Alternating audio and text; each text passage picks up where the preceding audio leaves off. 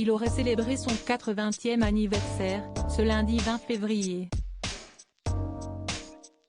Hélas, le chanteur Carlos est décédé il y a maintenant 15 ans, le 17 janvier 2008.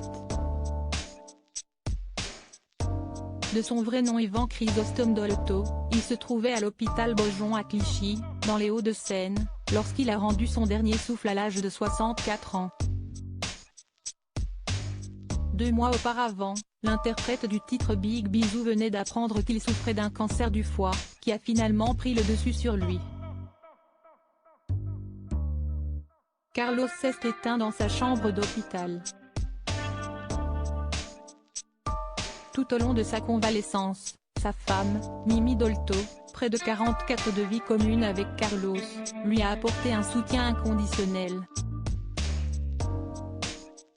Dans les colonnes de Gala, en 2008, celle dont le vrai nom est Michel Toussaint s'est souvenu parfaitement de ses derniers instants de vie. Dans sa chambre, nous sommes restés l'un contre l'autre jusqu'au soir, puis il a eu sommeil et il m'a demandé d'aller me reposer à la maison en me disant « Tout va bien, je sors demain ».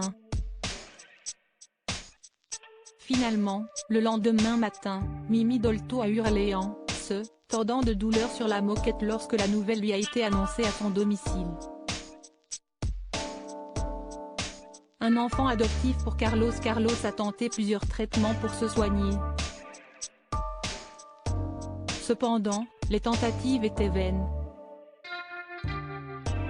Le dernier miracle américain rêvé par l'artiste n'est pas parvenu à le sauver, avait indiqué son épouse à Gala.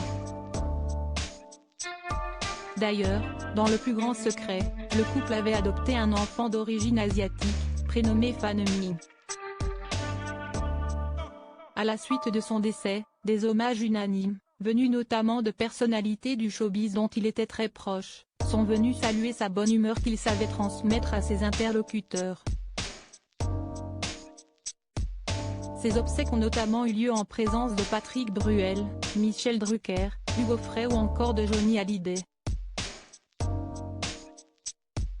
Désormais, Ivan Chrysostome Dolto repose dans le caveau familial, situé au cimetière de Bourg-la-Reine, en région parisienne.